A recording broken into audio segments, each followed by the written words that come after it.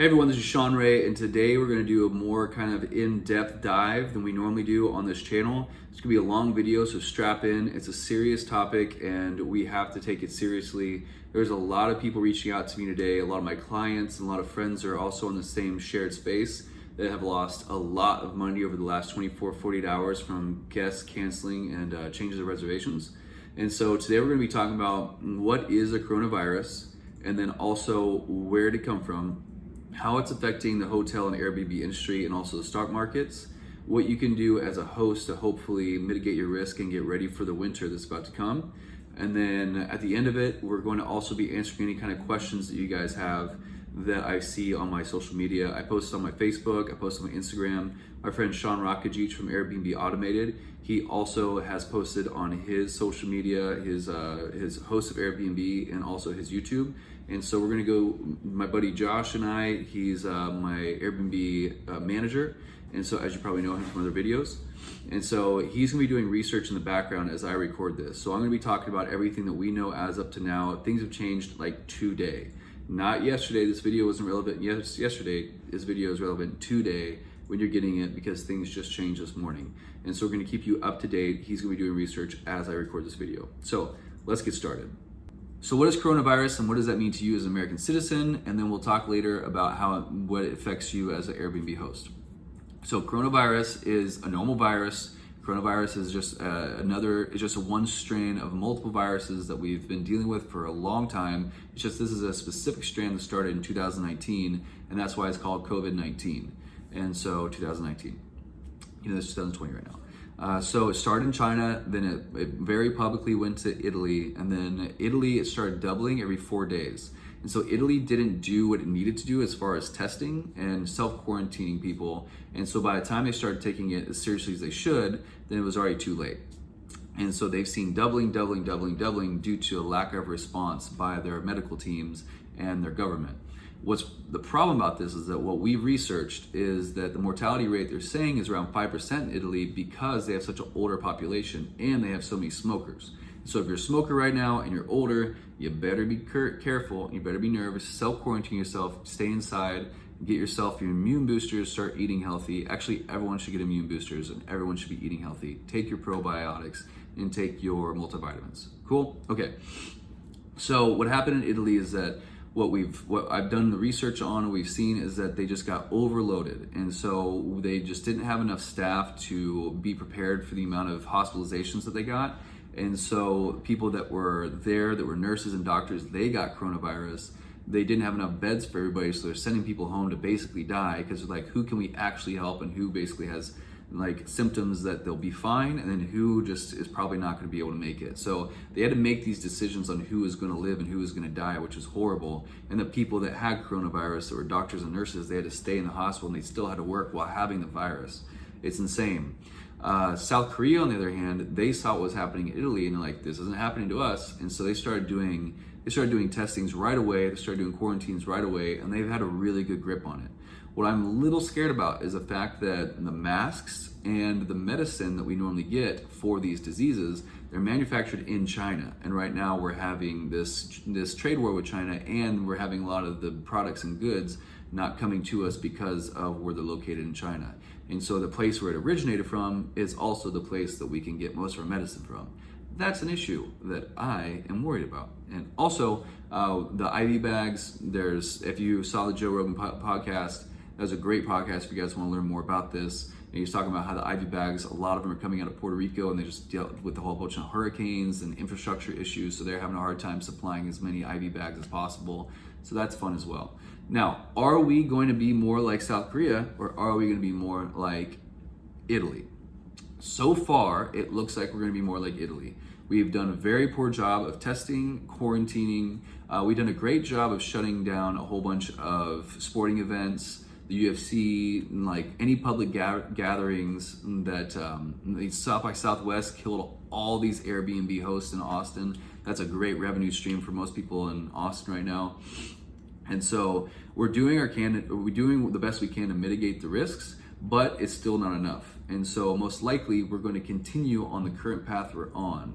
And right now, if you go on Google and say the chart of Italy versus America coronavirus, basically it looks like this: Italy, few recorded cases, and then whoom, and now it has like over 15,000+ cases. And then right now we are a week behind. We got the first infection about a week behind the Italy thing that started happening. And so we're on the same exact trajectory. Like, it's the exact same. And UK is a few days behind us, and they're on the same trajectory. So as of right now, we're doing as bad, if not worse, than Italy. It was a doubling rate of 4 days. Every 4 days would double, and now we're seeing stats that it's even coming down to 2 days. So in some places it's doubling within 2 days, which we could even start getting worse cases faster than Italy. So what do we do about this? So we need to start doing testings immediately, self-quarantining people, and then getting really educated about it. In general, the public just doesn't take it that seriously because they tune out all the media biases that are happening, and it's being overwhelmed with the media. But the truth is, we do need to take it seriously, and we're currently not. And so one thing that also concerns me is they're saying that it's going to be between 50 to 70% of people that are going to be infected by this thing by the time it's done. The lifespan of this, they're saying, is going to be 3 to 6 months. And so within 3 to 6 months, we're going to see the majority of the effects that are going to happen. Most people are going to contract it and die or survive. And if you survive, then you're probably not going to contract it again because your antibodies are going to be built up and you're going to be fine. But it's going to be a 3 to 6 month kind of time window that we have to really hunker down and do this. But over that time period, they're saying around 5 million people are going to be hospitalized. And with that number, I'm a little nervous because from what we researched, there should be around 900,000 beds in hospitals in America. So if 5 million people need to be hospitalized, but there's only 900,000 beds, we're gonna have the same issue that we're dealing with over in Italy, where they're just gonna have to basically be sending people home to their deaths. Or they're gonna say, you're bad, but you're not that bad. You need to go home and deal with it at home as you just are coughing up blood and can barely breathe. So that's what I'm a little nervous about right now. We are not prepared. Even though we knew this is coming, we are not prepared. So let's get into how this affects the stock market and how this is affecting the economy. Okay, Josh back here wanted to make sure that I clarified on the previous point. This is not a form of the flu. There's 2 separate strands. So there's influenza virus and coronavirus. And then there's different strands of coronavirus. This is coronavirus 2019, COVID-19. The COVID-19 version of the coronavirus has a higher mortality rate than the influenza virus. But how all coronaviruses are created equal, some are have a lower mortality rate than the influenza virus. Thank you for the fact check, Mr. Josh. So how does this affect the economy right now, and then you as an Airbnb host? So let's talk about the stock market. So the stock market, there's times in the past where it spiraled down out of control when people were like, sell off. Right now is one of those times. Because of the coronavirus and because of the oil wars, it's just like this beautiful time to like create this perfect storm. And so, but to prevent this from spiraling out of control like a black hole, they have this thing whenever it drops 5% in one day, then they stop the market for 15 minutes. And then when they reactivate it, if it drops a total of 7% in a day, then they also do it for another 15 minutes. So they have these stops in place. That way it's like a levee to prevent the dam of to prevent the flooding of just people selling stocks off because of mass hysteria. And so it allows you to sit down and reassess, what are we doing here? What's our strategy? And so, yes, that has happened twice in the last week. Wild. It's like historically, this is crazy. We had a 10-year run. It was beautiful. People made a lot of money. People had a great retirement fund set aside. Now they lost a lot of it. And so unfortunately, if you're one of these people that invested in the stocks, please don't sell off. Try your best to hold on. If you have cash reserves, if you can handle it, just weather the storm. You're doing a long-term goal here. And so if you're trying to do this for long-term gains, unless you're day traders, just be chill. The market will come back unless you're investing in certain things that might not survive it. If you're investing in, say for instance, Southwest, now's the time to buy, not sell. If you're investing in Tesla, like I like to do, it was 900 and now it's down to like 500. Today I just checked, it was like 550. And so this is the time to invest if you are in a market or if you're in a job that is pretty secure. If you're one of people like us that are Airbnb arbitrage or Airbnb investors, then you might want to hold on to your cash, because we're looking at a 3 to 6 month pain period. We're going to be losing a lot of money over this time. There's going to be a lot of guest cancellations, and you have to be ready for it. If you don't have cash reserves, you're going to be knocked out of the game, and you'll be left with nothing in your hands apart from a lot of debt. So why is this happening? Why are we dealing with this coronavirus oil debacle, and how is it getting to the point to where it affects the stock markets? Well, a big part of that has to do with the administration. And so whether you're a Trump supporter or not, the fact is that you can statistically check the time that he makes an announcement on TV and then rebacks it up on Twitter saying like, oh yeah, what I said wasn't necessarily true, and then having the CDC and everyone kind of counteract or contradict everything that everyone's saying. This instability is causing a lot of effect on the stock market. And so we see him say, as it crashes, we see, don't worry, we have beautiful, perfect testing kits. They're all going to be out. We're all going to start doing testing. Everything will be fine. This is akin to a flu. It's not that big of a deal. We're totally under control. And then we realized that wasn't true. And so then it was like, yeep, joop. And then he says, don't worry. We don't need to have any cause of alarm. Everything's fine. And then what we're going to do is we're going to block people from coming into America, and we're going to block goods from coming into America. It's all good. Yump. And then it's like, oh, wait, let me back it up, and we say, that's not necessarily true. We are letting people in America, we're just not letting certain people into America, and then we are letting goods into America. And so it's just this constant back and forth administration is making people feel really uncomfortable with the way that this is being handled, and which is becoming kind of like a running joke that we're doing just as bad, if not worse, than the Italian administration that obviously has caused quite a debacle for its economy as well. So if you were in any situation right now, time to invest. If you already have your investments, hold on to it. And if you're an Airbnb host, time to listen to the next part of this, because I'm about to get into the Airbnb policies, and then those are no longer meaning anything because they're not even sticking to their own policies. So let's quickly run over what the Airbnb policies are, and then what we need to do now, because they just changed everything this morning. The first policy I want to cover is the extenuating circumstances policy. I have a speech impediment, so this is hard for me to say. Extenuating circumstances. And so what that means is that as of today, which is Friday, I would be doing a live feed if I had 1,000 subscribers, and which I need 1,000 subscribers to do live feeds. If you guys want more information up to date like this, you need to share this with your friends, subscribe, make sure to send it, like, all that kind of comment, all fun stuff. Put your questions in the comments below, and then we'll answer this in the comments or future videos. Okay, anyways, enough of that.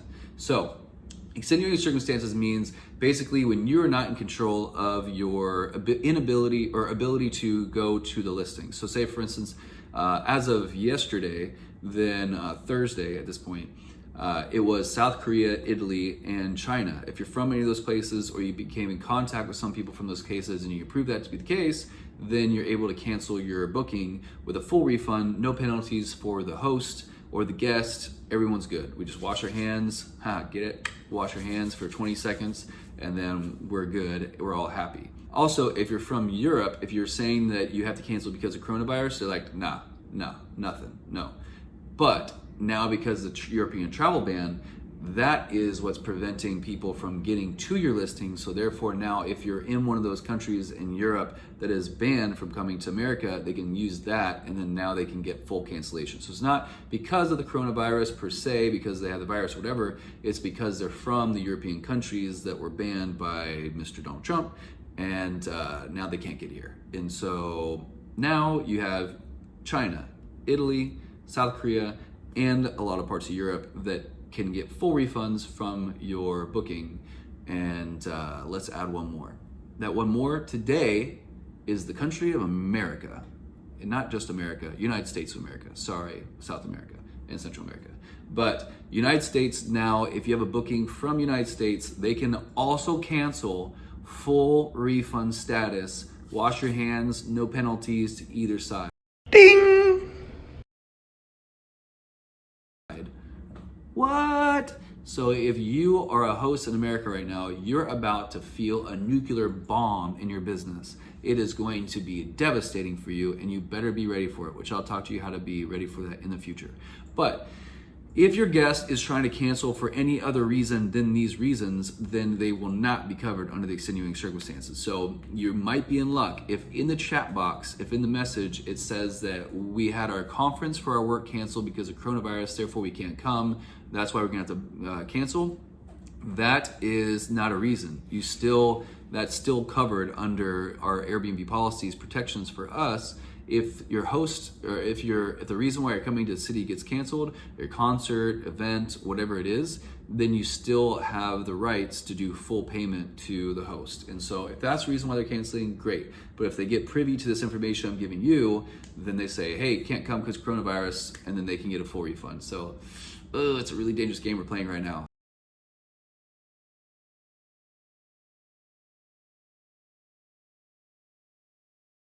So the next policy is a non-discrimination policy, and this is what I consider a common sense policy, but some of you don't have common sense, so let's go over it really quick, because you could be sued, and we don't want to get sued over here because we're already losing a lot of money because of this, so let's not get sued. What can get you sued? If you say, hello Chinese person, I am no longer allowing Chinese people to come to my Airbnb because of coronavirus, or Italian people, or whatever, Korean people cannot book at my Airbnb.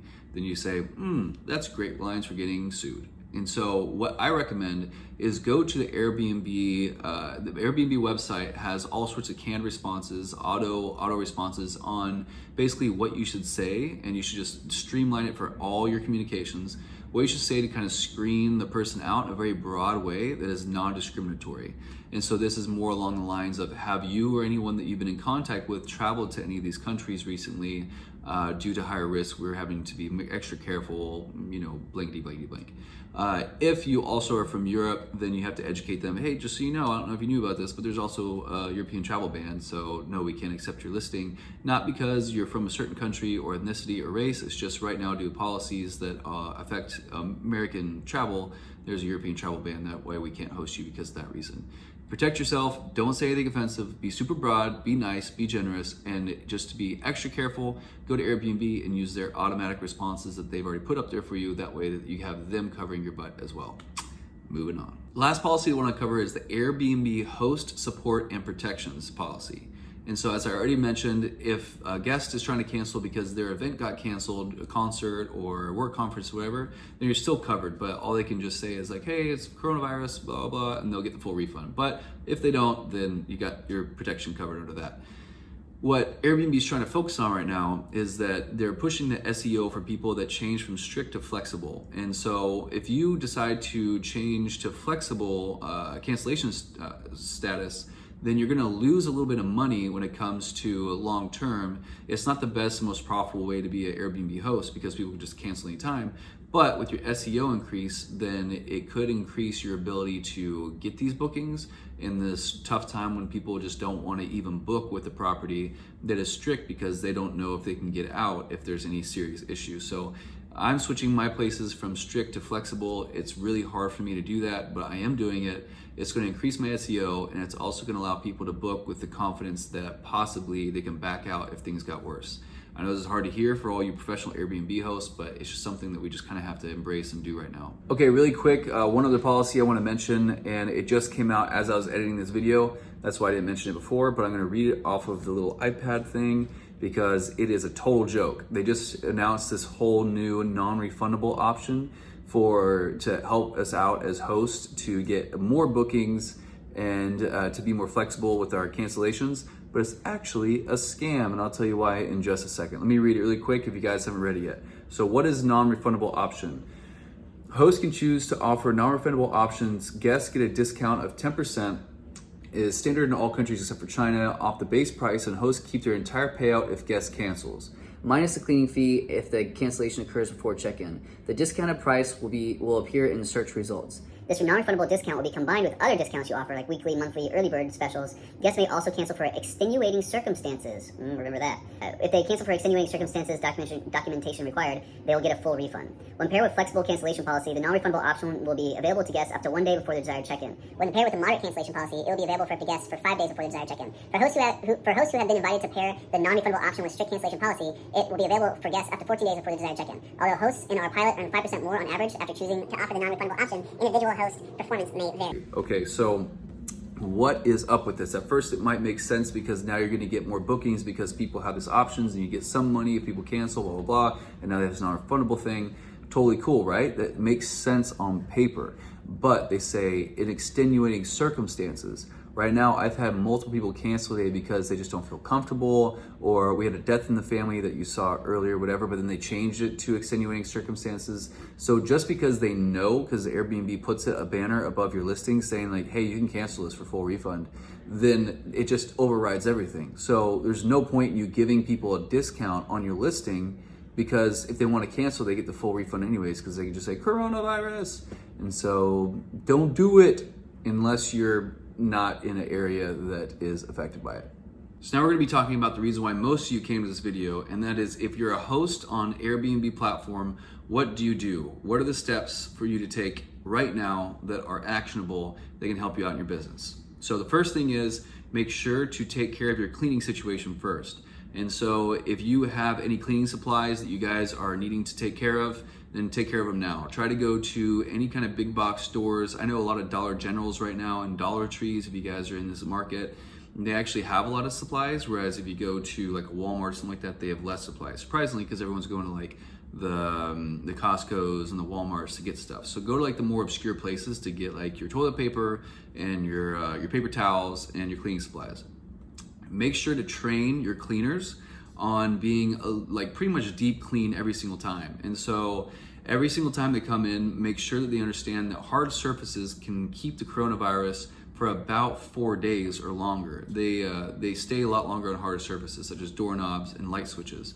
So make sure they're wiping down all the glass counters, all the countertops, and then switches, doorknobs, everything they possibly can. Make sure to wipe it all down with some heavy disinfectants, because you want to make sure that you are doing the best you can whenever your guest talks to you about it, that you can say, we're doing our best to counter this as much as possible. Also, a fun little tip is that we have an ozone machine that we use to get rid of smell whenever people have like a really gross like food situation, or when people are smoking cigarettes in the house.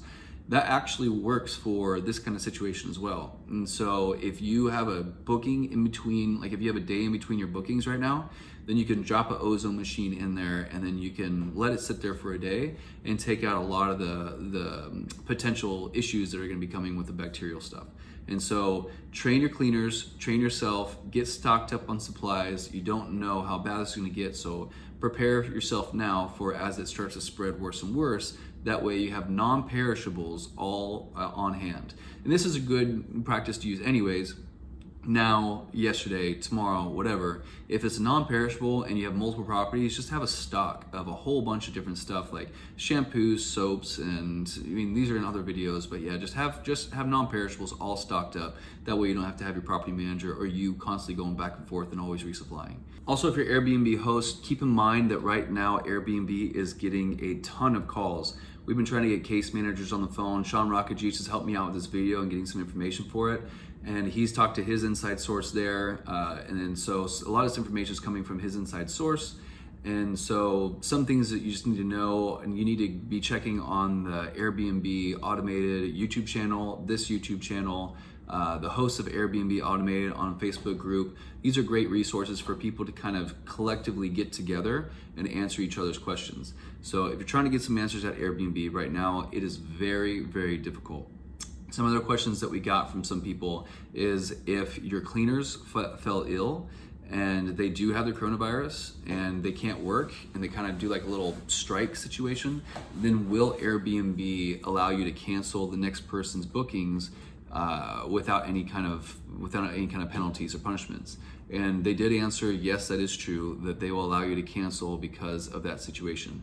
Also, if you are renting out one of your spare rooms and you're doing kind of like a house hack situation I've talked about on this channel, and you fall ill, then you can cancel your reservations as well without any kind of penalties in that case, in that scenario. Another thing I want you guys to be mindful of is pricing is going to be everything. Pricing strategy going forward is your main winner and your main competition to everyone else in the market, because you want to try to do 40%, 50%, 60% discounts on long-term stays for more than like a week. And then what that's going to do is allow for there to be a lot less instability. And then people are coming and they're committing to being there for more than like a week or so. And that's going to help you out with a lot of your cancellations. And you're still going to get some money coming in. You might not be killing it like you usually are, but at least you're being able to pay your rents or your mortgages, depending on if you're a rental arbitrage person or you own and you are doing this as an investment situation, kind of like what I'm doing. Do keep in mind that this is going to suck before it gets better. If you're in rental arbitrage right now and you've been expanding really rapidly, I really hope that you guys have some kind of cash reserves. Get ready to basically be paying your rents. I know some people that have reached out to me have over like 50, sometimes 100 units. And if you're having to pay your rents on 100 units or 50 units right now, and you don't have a lot of, if at least 3 to 6 months cash reserves, then you might have to actually consider renegotiating your leases and potentially canceling your leases, because this is going to be what's going to put you in the hole. Any profit that you made, you might need to start getting storage units, putting some of your furniture in the storage units, and be really mindful that this is going to get worse before it gets better. And so you need to be prepared for it, because if you have no cash reserves, you're about to get freaking blasted. This is going to be good for us that do have cash reserves, and then we're more professional hosts, because it's going to kick a lot of people out of the market. Hopefully they are going to survive, they're going to do well. But those of us that have prepared for this, then there's going to be a lot less listings on the market after this is said and done, and we're going to be able to make up a lot of these losses come time for the 3 to 6 months whenever this is gone. For those of you that have invested in properties and you have only a few homes, you have a few mortgages, you're not going to be hit as hard, because instead of having the 10, 15, 20 needed units for your rental arbitrage to make sense, you only have 1 to 5 homes, and you could hopefully maintain some of those mortgage payments through your whatever reservations you currently have, or if you're able to pay those mortgages as they are right now. Something that I recently started doing is I messaged everyone on my future bookings on all my properties, and I just said, hey, just so you know, in Dallas right now, there are 8 confirmed cases, and they're in far north Dallas. My properties are in South Dallas, Oak Cliff area. As of right now, there is no alarm. There's no cause for alarm. You don't have to worry about anything as of right now. I'll keep you updated as we go, and I've trained my cleaners to do a professional deep clean after every single stay, and also going to ask you to do the same thing whenever you stay. Then I want you to be able to do a much more deep clean than you usually would on a normal Airbnb property. That way my cleaners can focus on disinfecting everything versus having to do things like taking out the trash or picking up small things. So leave the property as you found it, please. That way we can focus on doing the deep clean. Like I said, I've also been doing I've dropped my prices on a lot of my properties, and I've increased the discount for the long-term stay. And then also another thing, whenever people reach out to me and they say, hey, we're probably gonna have to cancel because of this reason, whatever it is, and I say, before you cancel, because I'm gonna give you only 50% of your money back, unless they go through Airbnb, then get full money back. Hopefully they don't know that. But I say that I'm gonna give you 50% refund. And so that way we're both equally affected, because I have to still pay my mortgages and stuff. And so if instead you go ahead right now today and you book in the future, at any given date, I'll match the same price that I'm giving you now for this listing for that future booking. And then at that point, then once that is confirmed, then I'll go ahead and zero out this one. I'll talk to Airbnb and I'll get that canceled. And so that way you're still getting the money that you're supposed to get, you're just getting it further on down the line, which is gonna stack up your bookings in the future. So try to do that. Try to rearrange your bookings for the future, have them confirm the booking first, and then once it's confirmed, then cancel the current one. As soon as you let them cancel the current one with 100% refund so they can go book the other one because they don't have enough money for both, then they're not gonna book the other one. They're just gonna be like, peace, thank you, bye. So keep that in mind as well. Protect yourself from people that are trying to be a little shifty and shady. Okay, up to this point, I want to make sure to focus on just the facts and the data, and then hopefully you've got a lot of good tips and tricks out of something that you've seen in this video. But I just want to quickly say my personal opinions, and then we can move on to all the questions that we've gotten off of the social media and the YouTubes and all that fun stuff. So personally, I think that this situation's crap. I've lost thousands and thousands of dollars just today alone, and I'm expected to lose significantly more over the next couple of days. And technically, here's the thing that it's good to be in real estate as a real estate agent going into this, because we've been trained since the very first day as real estate agents that you cannot count your eggs before they hatch. Until the check is in the bank, you've never actually had it. And so whenever we're like, oh, we lost a client, I had $1 million client, I lost $30,000. It's like, well, technically you didn't lose anything because you never had the $30,000. You were planning on having the $30,000. And so that's kind of what's happening to me right now. I'm seeing my $10,000 property this month go down to like 7 and then 6, and I'm like, no, stop. And then next month it's going down to 7 and 6. I'm like, no. So I'm seeing it lose, but I've never actually had it. And so this is a really important situation for a lot of you people that are rental arbitrage people, is that you have to, I've always been yelling about this since day one, you have to have an exit strategy. And if you don't have an exit strategy, you're gonna be in a real bad situation right now. You've gotta be able to get all your stuff into storage units, and you've gotta be able to have some 3 to 6 month amount of leases saved up. That way you can be paying those leases. Because there is no exit strategy unless you can renegotiate everything. If you're an Airbnb investor that owns a home, then you can have switch over to long-term renting. You can switch over to 6-month or 12-month renters. And then at that point, you're still making your mortgage payments and your bills. You're not profiting significantly, but at least you're covering your ass until we go through this situation, which if it keeps on getting worse and worse, I might have to do in a couple of my properties as well, if that becomes the case, and then I'm just not able to pay the mortgages. Thank goodness I've had a significant amount of money saved up, because I'm always preparing for the recession, because I feel like it's coming anytime soon. How do I feel about Airbnb and how they've responded to this so far? I have mixed feelings. And so, one, I feel like this is a great wake-up call for everybody. We need to be thinking about expanding our presence outside of Airbnb. I know a lot of you have built entire empires on just Airbnb alone. They don't even reach out to VRBO. They don't do Craigslist. They don't reach out to any kind of local businesses, airports, nurses, anything like that, or even events. They don't have a website that is being specially made for people booking events for weddings and baby showers, blah, blah, blah. So this is a great opportunity as a wake-up call and be like, holy crap, at any moment Airbnb can just call up and just call the bill due. And they can say, we're canceling, we're doing blah, blah, blah, blah, blah. And then now you're stuck. And so this is a great wake-up call for you guys to realize you need to diversify where you're getting your bookings. And then secondly, I think that secondly, was that first? I don't know. Let's just say secondly. Secondly, I think this is also a great opportunity for you guys to start thinking bigger and expanding. And then what else are you going to do with all these properties that you have now? And also going back and using this to renegotiate terms to different kind of property managers or apartment buildings. And that way you can get more favorable terms that hopefully can last longer than this coronavirus situation. Now, on the Airbnb side of things, I think that they handled it very poorly. I think that they kind of sprung this on us.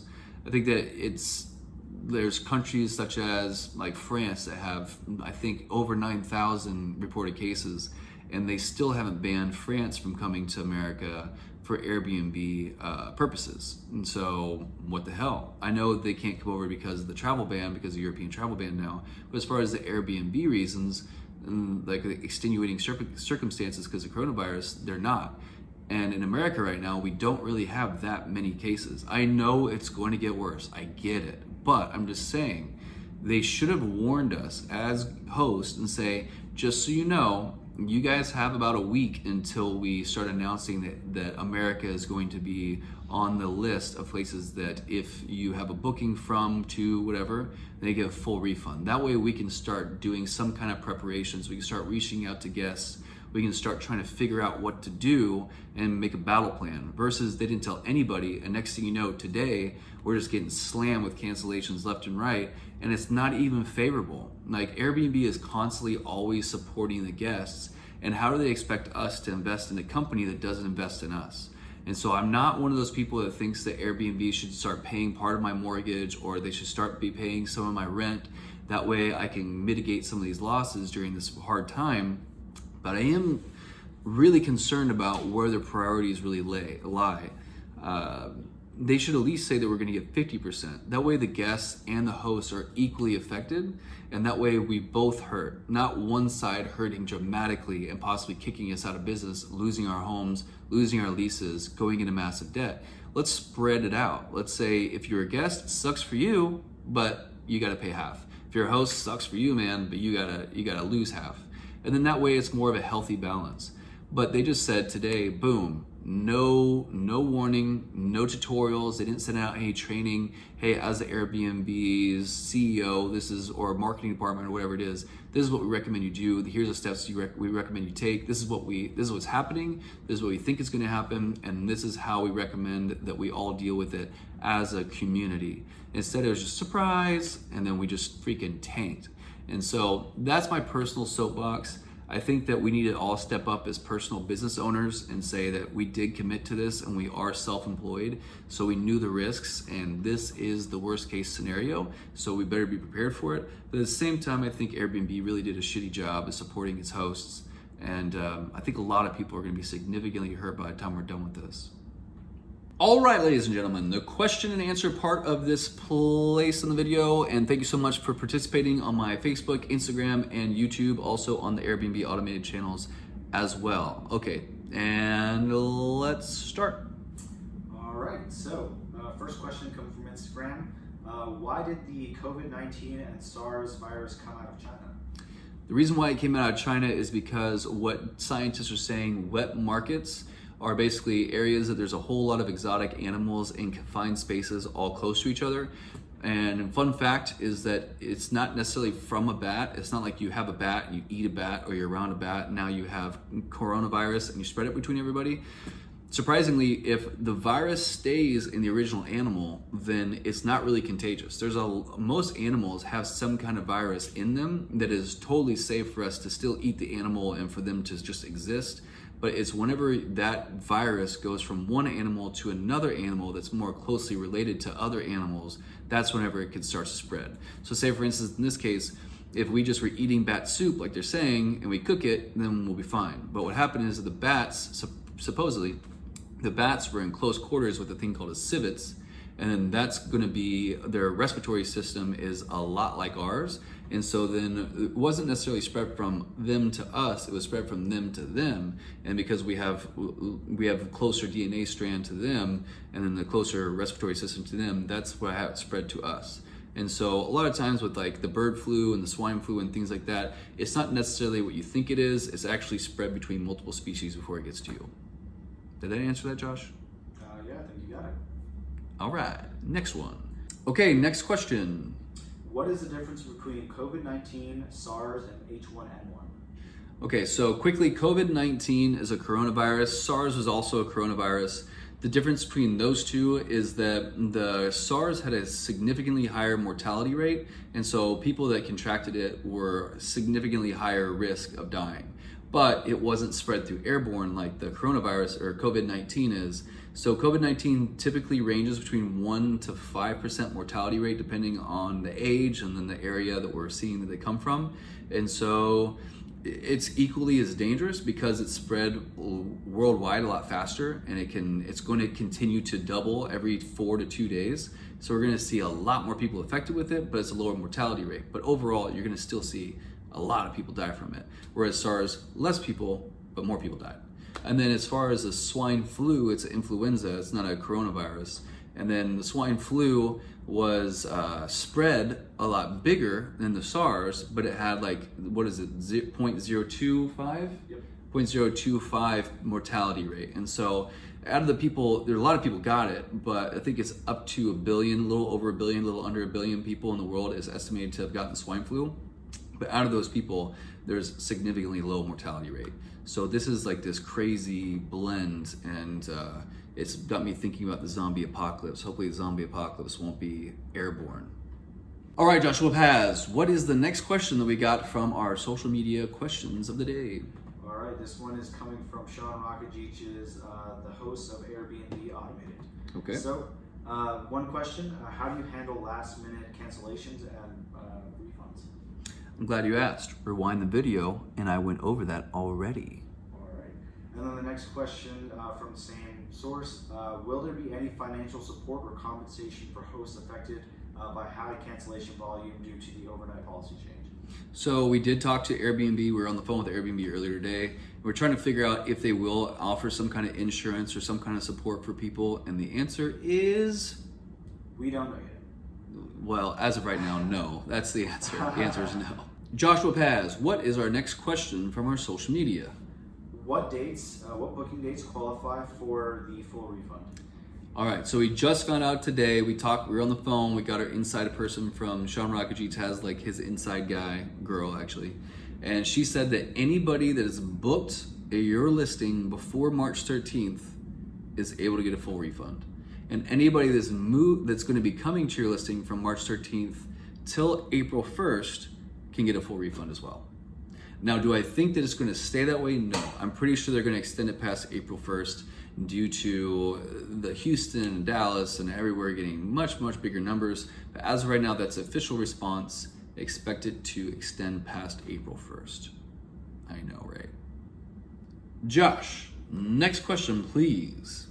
All right, the next question is regarding whether or not Airbnb hosts have grounds to sue Airbnb for issuing refunds without consulting them and violating their cancellation policy. The answer is I do not know. I am not a lawyer, but if anybody in my comment section of this video or anywhere can tell me, I believe that they're probably going to get a couple of lawsuits, whether it goes through or not. I'm not sure, but this was pretty day and night, just whoosh. And so I imagine whenever anyone gets whoosh in the face, then they're going to probably want to try to do some lawsuit action. So I would say probably you might be able to get some money out of this, but I don't know. I'm not a lawyer. Sorry. Good question though. All right, Mr. Josh, what is the next question? Okay, what are the statistics of local bookings and how they're affected in comparison to the global bookings and the cancellations? If you guys didn't hear that, what are the statistics between local bookings and global bookings and how that's affected because of all this? We don't have the data yet. There is no way to get that data unless it's being reported, and then as of right now, Airbnb is not showing those reportings. AirDNA, we jumped on AirDNA, and it doesn't have accurate status yet as of today, but I'm sure it will eventually start to catch up. But I can say for everybody that I know over in LA, they've lost like 70% of their bookings in the last like 24, 48 hours. And then here in Dallas today, everyone that I work with, all my investors and everyone that he manages their property, I've been talking to Sean Rakajic, I've been talking to a couple of people in other markets as well, and like Jacob, he's a great guy, YouTube channel as well, you guys should check out. But everyone's just suffering hard. Like everyone's hitting hard right now. I've had already 6 cancellations just this morning, and it's still morning time right now. So who knows, by the time this video comes out, I might be wiped out for like months. And so wish me luck, but as far as right now, we don't have statistical data. It's just devastating. Let's just go with that. The number is percentage-wise devastating. Thanks for the question. Why did you have to bring it up? Okay. We're clear. Okay. Okay. No, let's not do that. Next question, Mr. Josh. So, does this whole coronavirus situation disprove the efficacy of short-term rental or Airbnb investing? Does it disprove the efficacy of short-term rental and Airbnb investing? I feel like no, it doesn't. Time will tell, but I think that basically what I've been preaching from the beginning is having an exit strategy is so important, especially if you're buying properties for Airbnb. You have to make sure the numbers show that you can rent it out to cover your mortgage and all your bills. That way you have the ability to, whenever it comes into situations like this, you can get out of it.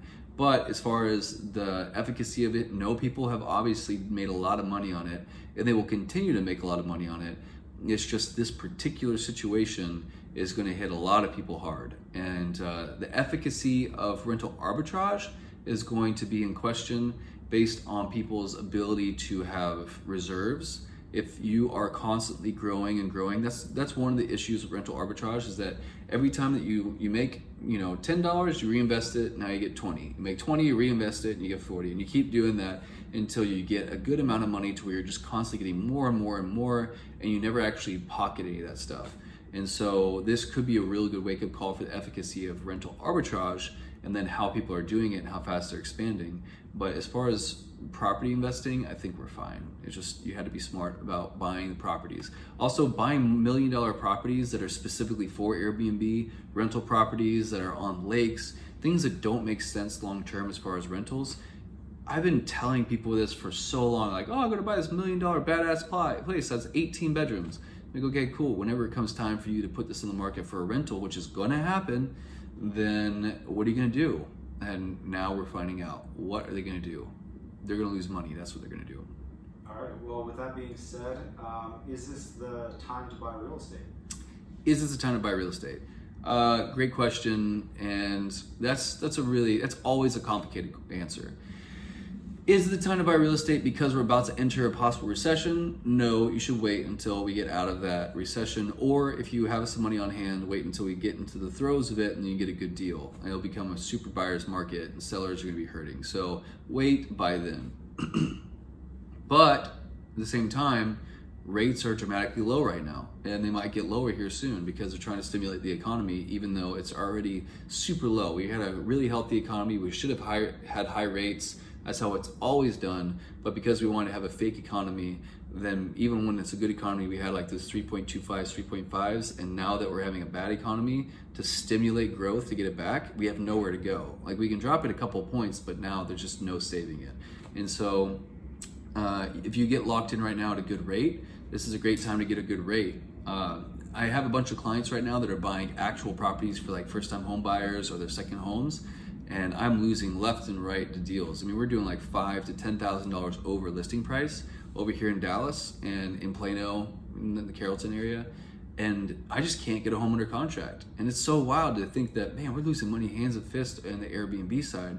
When it comes to the actual residential side, I mean, it's multiple offers all day, every day. We can't get in a freaking house no matter how, like we had $10,000 over the other day. We still lost a higher bid.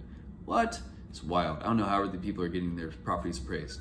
But anyways, that's going on in the actual residential sector. And the Airbnb investing side, I think it's always good. You should always buy when you're ready. Like if you're ready right now, the thing is that if you were to put in, let's say for instance, Anthony, as you guys have probably seen on this channel, Anthony has bought another home through me. I have a bunch of videos about Anthony's numbers and the history and the story behind Anthony. Anthony just got an executed contract today on a beautiful 4-bedroom new build property in West Dallas, which is like the new upcoming area for Airbnb in Dallas, and has a patio, downtown view, everything super sick. But it's going to be about 2 months for them to finish the build out. And so we have it to where he doesn't officially close until May 1st, which actually might get extended out. But let's say for instance May 1st, then if he closes on May 1st, he doesn't actually have to start paying his mortgages until July. And so by this time in July, hopefully we've already gone through the majority of the issues that we've dealt with coronavirus, and he's gonna start marketing his property in June. That way he can start getting listings in July and August, and then he basically will just like avoid this whole thing and then have a brand new awesome property they got for a good deal. So if you guys are good about buying new property and extending it out and you're not going to start paying your mortgage until July or August, then you're totally fine. I feel like you're totally fine. If your mortgage is starting now or next month, you might have like a month or two, maybe 3, that you're gonna have to start feeling a little bit of growing pains. But already your first month or 2 are always growing pain situation anyways, so it should be expected. Hopefully that answered your question. Thank you for the question, guys. Okay, Mr. Josh, I think it's the last question. Maybe we have one more. We gotta check the Instagram. What do you got for me? This is the last question. So it is, how should real estate agents handle open houses during this coronavirus outbreak? Real estate related question. All right, this does not apply to most people on this channel, but I'll answer this because I appreciate you reaching out. So open houses already, statistically speaking, you don't sell homes from open houses. You just don't. But if you want to throw open houses and make your client feel good, then go for it. But right now, I'm pretty sure that open houses are going to start getting a dive. I've been recently, like I said in the last answer, I've been going out to a bunch of different home tours for these clients that I'm working with right now in Plano and Carrollton.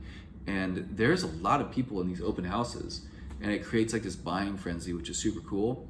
I would still do them because I always have very low expectations anyways, and it also depends on what market you're in.